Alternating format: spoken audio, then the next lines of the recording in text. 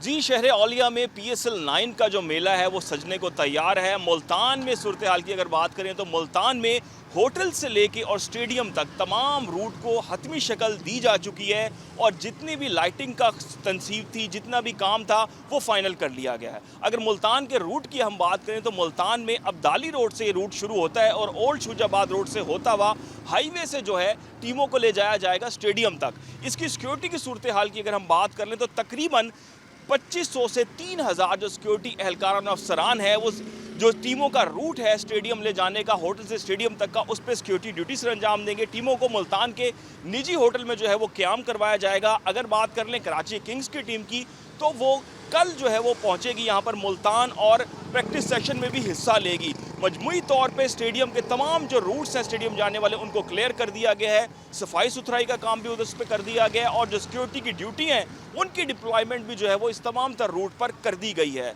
जी।